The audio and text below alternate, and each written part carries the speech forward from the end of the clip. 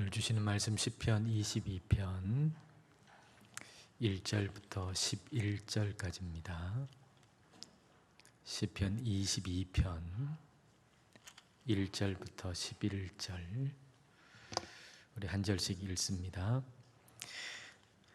내 하나님이여 내 하나님이여 어찌 나를 버리셨나이까. 어찌 나를 멀리하여 돕지 아니하시오며 내 신음 소리를 듣지 아니하시나이까.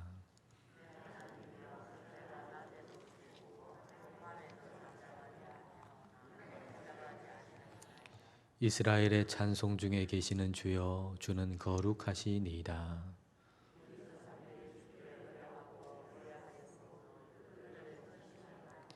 그들이 주께 부르짖어 구원을 얻고 주께 의뢰하여 수치를 당하지 아니하였나이다.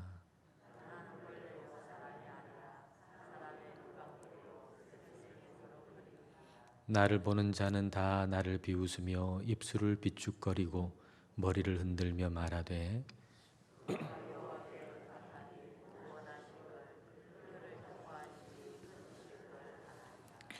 오직 주께서 나를 모태에서 나오게 하시고 내 어머니의 젖을 먹을 때에 의지하게 하셨나이다.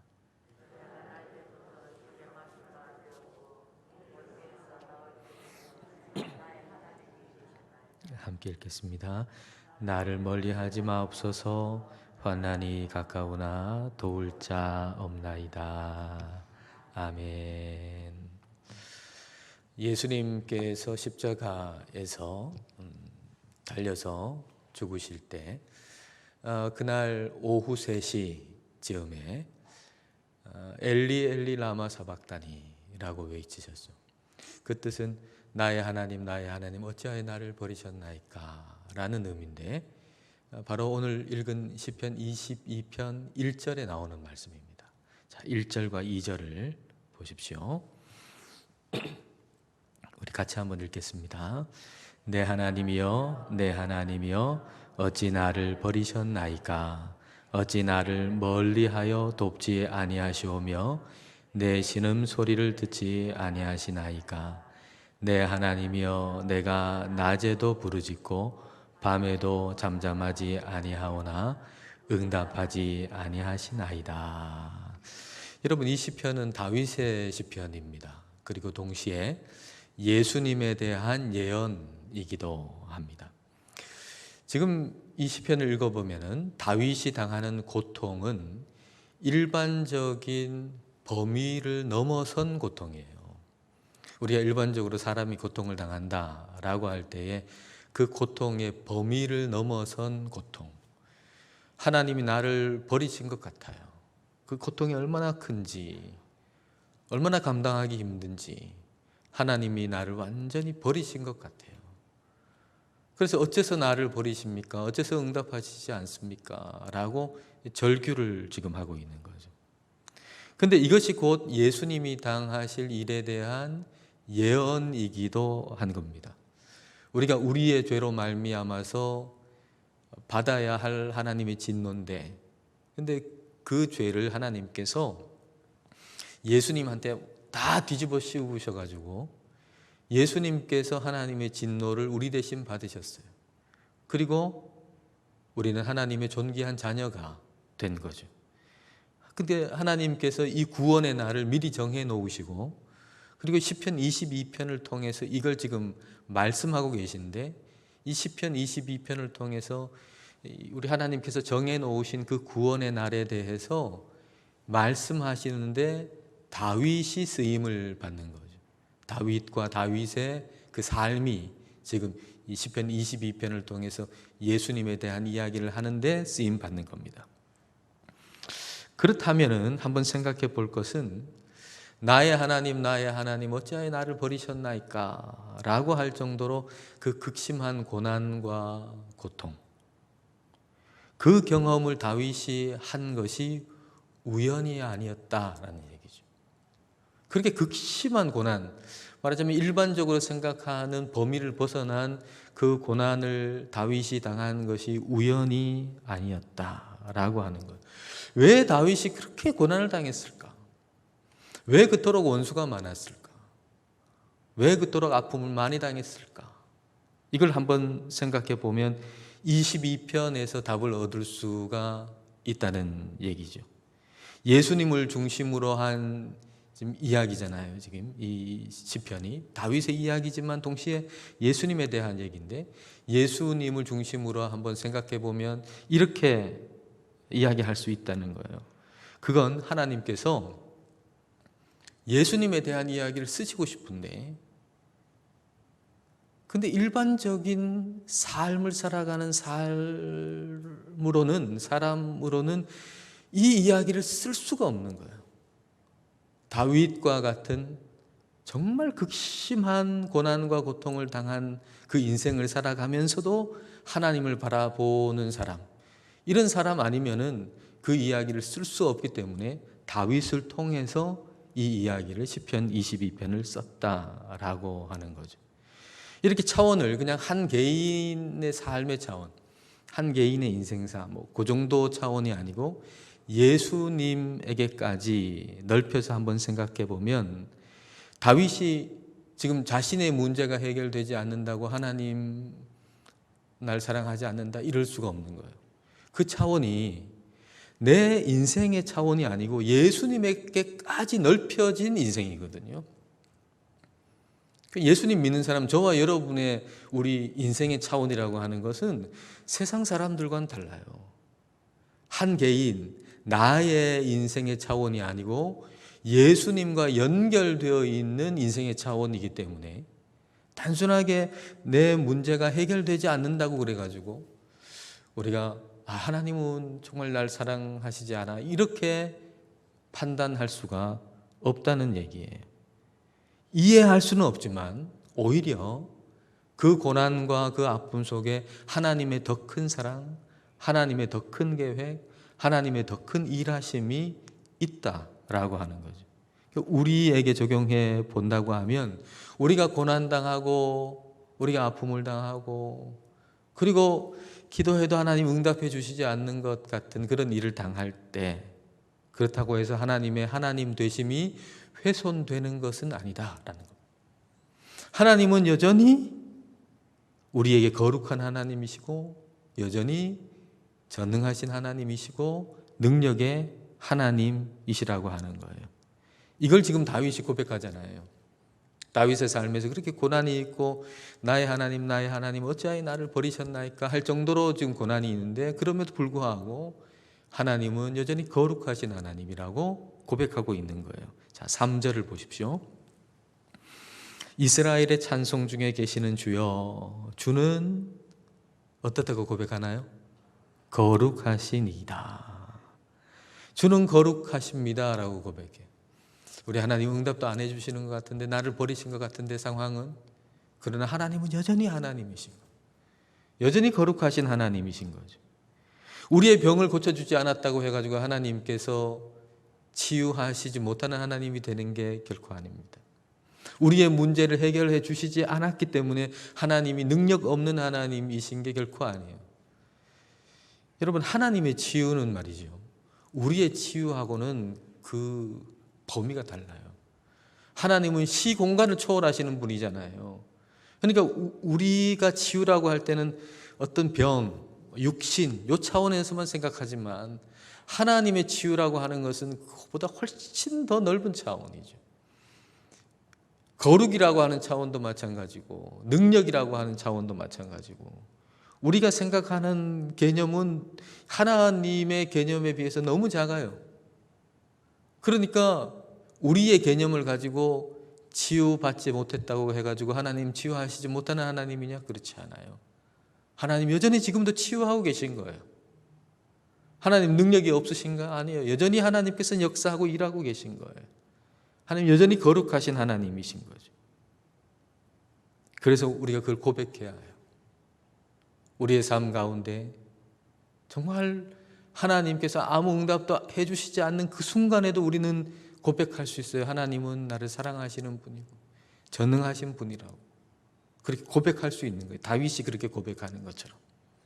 그리고 또 하나 우리가 할 수 있는 게 있어요. 지금 당장 하나님이 일하시지 않는 것 같을 때, 하나님 너무 멀리 있는 것 같고, 하나님께서 역사하시지 않는 것 같을 때 우리가 할 수 있는 일이 하나 있어요. 그것은 뭔가 하면 좀 멀리 옛날 과거에 하나님이 하셨던 일을 보는 거예요. 노안이 좀 되면 가까이 있는 거, 옛날에는 잘 보여도 가까이 있는 게 오히려 안 보이잖아요. 그래서 좀 멀찌감치 좀 떨어뜨리면은 오히려 잘 보이잖아요. 그런 것처럼 우리의 영혼에도 좀 노안이 올 때가 있거든요. 지금 여기서 역사하고 계신데, 하나님 지금 여기서 지금 일하고 계신데 그게 안 보인단 말이에요. 그러면 조금 멀리 떨어뜨려서 보는 거죠. 이전에 하나님께서 내 과거에 행하셨던 일이 뭔가, 나를 구원하시고 여기까지 인도하실 때 하나님이 역사하시고 하나님이 일하신 걸 우리는 경험했잖아요. 지금은 하나님이 없는 것 같고 하나님이 아무 일도 안 하시는 것 같지만 우리의 인생의 과거에 그런 일들을 경험했잖아요. 만약 그것도 없다면 우리 옛날 과거에 조상들, 더 옛날 사람들, 더 과거의 역사에서 하나님이 행하신 일들을 보는 거죠. 지금 다윗이 그런데 4절과 5절을 여러분 보십시오. 우리 조상들이 지금 멀리 과거를, 역사를 더듬고 있잖아요. 우리 조상들이 주께 의뢰하고 의뢰하였으므로 그들을 건지셨나이다. 그들이 주께 부르짖어 구원을 얻고 주께 의뢰하여 수치를 당하지 아니하였나이다. 다윗이 그 민족의 역사를 더듬어 보죠. 역사를 더듬어 보니까 하나님이 일하셨고 역사하셨단 말이에요. 우리 조상들 가운데 하나님이 일하셨고 구원하셨고 역사하셨다는 거죠. 그렇다면 하나님께서 과거에 그 사람들에게, 그 조상들에게 역사하셨다면 오늘 나에게도 일하시고 역사하시고 나를 사랑하시고 일하신다라고 생각하는 게 논리적인 게 아니겠어요? 그렇잖아요. 과거에 그렇게 우리 하나님이 역사하셨다. 그러면 오늘 이 시간에도 살아계신 하나님께서 나를 사랑하시고 일하신다라고 생각하는 게 이게 논리적인 거예요. 근데 지금은 하나님이 일하시지 않는 것처럼 보인단 말이에요. 그러면 어떻게 생각해야 되겠어요? 여기 특별한 뭔가 있다라고 생각하셔야죠. 하나님이 과거에 그렇게 일하셨다면 오늘도 나를 사랑하시고 나에게 일하시고 역사하시는 분이 하나님이신데, 근데 지금은 전혀 그런 게 안 보인다. 그러면 그러면 지금은 뭔가 특별한 뭔가가 있다라고 생각하셔야 되는 거예요. 오늘 너무 수치스러운 일들, 너무 힘든 일들이 벌어지는 내 삶. 근데 하나님이 어떤 분이신가? 하나님 어떤 일을 하셨는가? 라고 하는 걸 생각해 볼 때, 그렇다면 오늘 내 삶에는 특별한 뭔가가 있다는 걸 눈치채셔야 한단 말이죠. 그냥 보이는 이 현상 가지고 하나님 나를 사랑하지 않아, 하나님 없어, 이게 아니고 지금도 나를 하나님 사랑하시고 하나님 전능하신 분이라면, 그러면 지금 이 상황은 뭔가 특별한 게 있다라고 눈치를 채셔야 한다는 거예요. 자, 6절부터 8절을 한번 보겠습니다. 나는 벌레요 사람이 아니라 사람의 비방거리요 백성의 조롱거리니이다. 나를 보는 자는 다 나를 비웃으며 입술을 비축거리고 머리를 흔들며 말하되 그가 여호와께 의탁하니 구원하실 걸, 그를 기뻐하시니 건지실 걸 하나이다.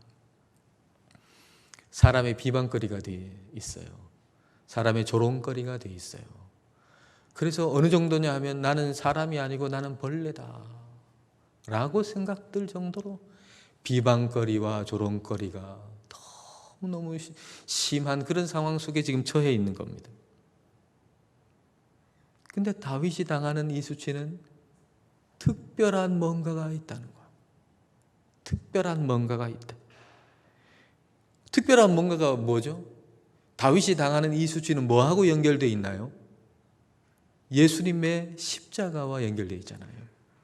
시편 22편이 예수님에 대한 얘기를 하고 있거든요. 다윗의 시편이지만, 다윗의 삶을 통해 이 시가 나온 거지만은 하나님은 그 삶을 통해서 이 시편을 통해 가지고 예수님의 십자가를 지금 얘기하고 계시거든요.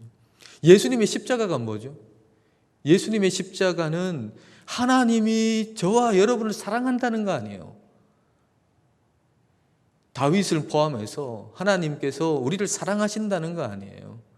그렇다면 다윗이 그토록 당하는 그 수치스러움, 어려움, 그것은 곧 하나님의 사랑과 연결되어 있다라고 하는 것이죠. 굉장히 역설적이죠. 근데 사실이에요. 내가 지금 이렇게 수치를 당하고 있는데 이게 뭐하고 연결되어 있다고요? 하나님의 지극한 사랑과 연결되어 있다는 거예요. 이게 신앙 안에서는 가능해요. 이게 신앙 안에서는 볼 수 있는 일이에요. 지금 내가 너무너무 수치를 당하고 있어요. 하나님 날 버리신 것 같아요. 근데 하나님 버리신 게 아니고 하나님의 놀라우신 십자가의 사랑과 연결되어 있다라고 하는 거죠. 극한 수치심과 고통 속에서 오히려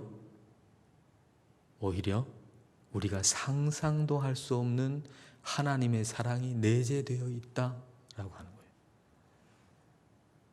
그러니까 하나님의 사랑을 경험할 수 없는 상황은 이 세상에 없다는 얘기입니다. 이 세상에 없다는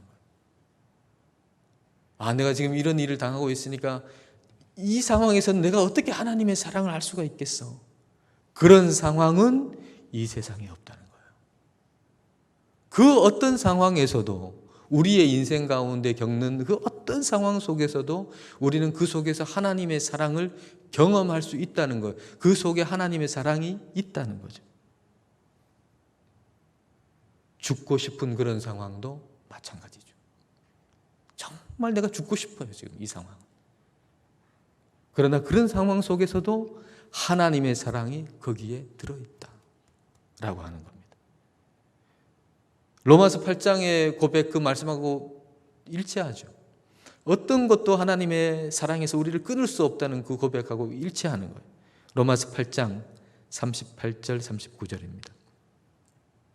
내가 확신하노니 사망이나 생명이나 천사들이나 권세자들이나 현재일이나 장래일이나 능력이나 높음이나 깊음이나 다른 어떤 피조물이라도 우리를 우리 주 그리스도 예수 안에 있는 하나님의 사랑에서 끊을 수 없으리라. 그 어떤 것도, 그 어떤 환경도, 그 어떤 일도 우리를 하나님의 사랑에서 끊을 수 없다는 거예요. 그게 어떤 상황일지라도 그 안에 하나님의 놀라운 사랑이 들어있다는 거죠. 그 안에. 그 왜 그럴까? 그 이유는 뭐예요? 로마서 8장 32절을 볼까요? 자기 아들을 아끼지 아니하시고 우리 모든 사람을 위하여 내주시니가 어찌 그 아들과 함께 모든 것을 우리에게 주시지 아니하겠느냐. 자기 아들을 아끼지 아니하시고 우리 모든 일을 위해 가지고 그 아들을 완전히 내주신 그분의 사랑을 무엇이 끊을 수 있겠는가? 그 아들까지 아끼지 아니한 하나님의 사랑으로 말미암아 가지고 우리가 지금 어떤 처지에 있어도 그 안에 하나님의 사랑이 있는 거예요. 그 상황이 하나님의 사랑으로부터 우리를 끊을 수가 없는 거예요. 근데 자기 아들 아끼지 않았다 그랬는데 어느 정도로 아끼지 않았나요? 우리 하나님이 자기 아들 예수 그리스도를 아끼지 않았다 그랬는데 어느 정도로 아끼지 않았나요? 하나님이 자기 아들을 어느 정도로 철저히 버리셨나요? 어느 정도로? 여러분 6절을 보시겠어요? 하나님이 자기 아들을 철저히 버리셨다라고 하는 걸 생각하시면서 여러분 6절을 다시 한번 보세요. 나는 벌레요 사람이 아니라 사람의 비방거리요 백성의 조롱거리니이다. 이 시편은 다시 말씀드리지만 다윗의 시편임과 동시에 예수님에 대한 이야기를 지금 하고 있는 겁니다. 이걸 생각하면서 읽으면 하나님께서 우리를 위해서 그 아들 예수 그리스도를 얼마나 철저하게 버리셨는가라고 하는 걸 알 수 있어요. 여러분, 예수님은 하나님의 아들이시잖아요. 예수님께서는 하나님의 본체시잖아요. 그런데 하나님과 동등됨으로 여기지 아니하시고 종의 형체를 가지시고 사람이 되셨잖아요. 사람이 되어셨다, 하나님이 사람이 되셨다라는 것만으로도 이건 엄청나게 낮아지신 거잖아요. 근데 오늘 말씀 6절 말씀 보니까 십자가에서 비방거리가 되고 조롱거리가 되셔서 예수님이 사람이 아니라 벌레라고 여겨질 정도로 수치를 당하셨다는 얘기예요. 이 부분을 말이죠, 그냥 단순하게 다윗의 고백이 아니고 예수님의 십자가에 대한 이야기로 우리가 읽을 때에 예수님께서 우리를 위해서 얼마나 낮아지셨는가를 우리가 더 깊이 깨달을 수 있어요. 우리가 찬송가에서 말이죠, 이 벌레 같은 날 위에 그 보혈 흘렸네 찬송하지 않습니까? 근데 이 찬송 별로 안 좋아하는 분도 있더라고요. 너무 자기를 비하한다. 그래서 어떻게 이 사람이, 그래도 사람인데 이 벌레 같은 나라고 자기 자신을 그렇게 비하하냐. 이 찬송 좀 바꿔야 된다. 이 찬송 요 부분은 조금 안 불렀으면 좋겠다. 이런 사람도 있어요. 그렇다면 만왕의 왕이신 예수님께서 우리를 위해서 고난을 당하실 때 나는 벌레다 라고 하셨다면 우리 예수님이 얼마나 낮아지셨다는 걸 우리는 알 수 있죠. 하나님께서 우리를 위해서 얼마나 그 아들 예수 그리스도를 철저히 버리셨는가라고 하는 걸 알 수 있어요. 얼마나 예수님께서 완전하게 버림을 당하셨는가라고 하는 걸 우리는 알 수가 있어요. 그렇게 사랑하는 아들을 우리를 위해서 버리신 하나님께서 무엇을 아끼시겠는가라고 하는 거예요. 그러니까 여러분, 하나님의 사랑이 의심이 든다면 오늘 말씀 6절 말씀에 나는 벌레요 라고 하는 말씀을 한번 여러분 깊이 묵상해 보세요. 하나님이 나 정말 사랑하시는가 이런 생각이 좀 드신다면, 자꾸 의심이 든다면, 그런 상황에 처해 있다면 나는 벌레요 라고 하는 오늘 6절 말씀을 한번 깊이 그 십자가를 생각하시면서 깊이 한번 묵상해 보십시오. 우리를 위해서 상상을 초월할 만큼 낮아지신 거예요. 우리 예수님은. 그건 우리가 생각도 못하는 그런 낮아지심이에요. 자기의 자신, 자기의 아들을 철저하게 우리 하나님이 버리신 거예요. 그걸 생각하면 우리 안에 그 하나님의 사랑을 의심할 자리가 있을 수가 없는 거죠. 다윗이 그런 수치를 당하고 어려움을 당할 때 그것으로 인해 가지고 하나님 날 사랑하지 않아 그렇게 판단하지 않았어요. 다윗이 오히려 하나님과의 관계를 생각하죠. 자, 9절과 10절을 여러분 보십시오. 9절과 10절에 오직 주께서 나를 모태에서 나오게 하시고 내 어머니의 젖을 먹을 때에 의지하게 하셨나이다. 내가 날 때부터 주께 맡긴 바 되었고 모태에서 나올 때부터 주는 나의 하나님이 되셨나이다. 하나님과의 관계로부터 내가 시작했다는 거죠. 하나님이 안 계시면 내가 어떻게 이 존재가 가능해요? 내가 하나님으로부터 나오고 하나님과 함께 있고 하나님께로 돌아가는 존재, 하나님 없이는 생각도 할 수 없는 존재가 우리라는 존재인 거죠. 그렇기 때문에 하나님을 부정하면 곧 나를 부정하는 거예요. 하나님을 막 부정하면 내가 뭐 될 것 같잖아요? 아니요. 하나님을 부정하면 곧 나를 부정하는 거예요. 그래서 하나님을 부정하고 살면 소망이 없는 거죠. 참된 자기 긍정은 하나님 긍정으로부터 시작되는 겁니다. 우리 자신에게 실망할 때 있잖아요. 우리 자신에게 실망할 때. 뭐 좀 기대했는데 안 됐어요. 또 안 됐어요. 그러면 나 자신에게 절망하고 실망하고, 그럴 때는 뭐라 그러죠? 우리가 우리 자신에게 넌 안 돼. 너 안 돼. 자꾸 절망하죠. 나를 자꾸 부정하죠. 그래, 그럴 때는 뭐 어쩔 수 없어요. 그러지 말라고 그래도 자꾸 자기 자신에게 대해서 자꾸 절망하게 되고 너는 안 돼, 부정하게 되고 그렇게 되죠. 근데 한 가지 꼭 할 게 있다면 만약에 30분 동안 자기를 부정하고 그랬다면 똑같이 30분만큼 하나님을 긍정하시라는 거예요. 혹시 여러분의 삶 가운데 지금 그냥 가만히 앉아 있어도 절망적이고 그저 자기 자신에게 나는 안 돼, 나는 안 돼, 나는 안 돼, 나는 안 돼. 나는 끝났어, 나는 끝났어. 살아서 뭐해? 내가 다른 사람에게 그냥 방해만 되고 내 존재가 아무 의미도 없고 나는 안 돼. 살아서 뭐해? 만약 그런 생각에 사로잡혀 계시다면 그래요. 뭐 어쩔 수 없어요. 그렇게 하세요.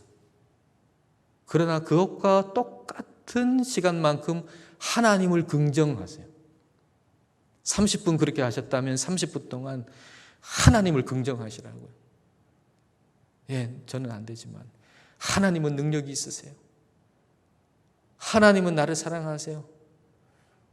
하나님은 전능하세요. 하나님을 계속 긍정하세요. 그러면 서서히 역전될 거예요. 그 하나님을 긍정한 것 때문에 진짜 나를 긍정하는 시간이 곧 올 거예요. 하나님은 내 존재의 뿌리세요. 그러니까 하나님을 떠나서 우리가 아무것도 할 수 없는 거예요. 하나님이 내 존재의 뿌리시니까. 그러므로 다른 건 다 포기해도 하나님 포기하면 안 됩니다. 여러분 삶 가운데 다른 건 다 포기하셔도 하나님 포기하시면 안 돼요. 그래서 가장 절망적이고 아무것도 안 되는 순간에 그때도 하나님을 계속 찾으셔야 돼요. 하나님을 계속 찾으셔야 돼요. 11절 여러분 보십시오. 나를 멀리하지 마옵소서. 환난이 가까우나 도울 자 없나이다. 지금 이게 하나님 찾는 거잖아요. 하나님을 의지하고 하나님을 붙드는 거잖아요. 예수님 십자가에서 아버지 하나님께 철저히 외면당하셨거든요. 나의 하나님 어찌하여 나를 버리셨나이까 라고 할 정도로 예수님은 아버지 하나님께 철저히 외면당하시고 버림을 당하셨어요. 그러면 그렇기 때문에 예수님께서 하나님 아버지를 원망했습니까? 아니요. 마지막 숨지실 때에 내 영혼을 아버지 손에 부탁하나이다. 끝까지 하나님 붙드잖아요. 예수님이 그러셨다면 우리도 그래야 된다는 거예요. 예수님이 그러셨다면 우리도 그래야 돼요. 우리가 의지할 분은 하나님뿐이에요. 눈에 보이는 대로 판단하고 내 감정대로 판단하지 말고 성경에 기록된 대로 판단해야 돼요. 우리는 다 몰라요. 우리의 눈에 보이는 게 다가 아니에요. 우리에게 지금 느껴지는 게 다가 아니에요. 그렇기 때문에 성경에 기록된 대로 우리는 판단해야 합니다. 하나님의 사랑을 우리 눈에 보이는 상황에 따라서 측정하지 말고 야 지금 이렇게 되니까 하나님이 나를 사랑하는구나. 야 좀 이렇게 됐으니까 하나님 나를 안 사랑하는구나. 눈에 보이는 상황이나 뭐 다른 것에 따라서 하나님의 사랑을 측정하지 말고 십자가로 하나님의 사랑을 측정해야 돼요. 그러면 하나님의 사랑은 끝이 없고 영원해요. 변함이 없어요. 우리는 우리의 상황으로 하나님의 사랑을 측정하는 게 아니라 십자가로 하나님의 사랑을 측정해야 하는 것입니다. 그 사랑은 지금도 변치 않는 영원한 사랑, 영원히 변치 않는 사랑. 십자가를 통해 보면 그렇게 저와 여러분이 십자가를 바라보면서 십자가를 통해 우리에게 알려주시고 보여주시는 그 변함없는 사랑에 감사하면서 살아가실 수 있기를 축복합니다.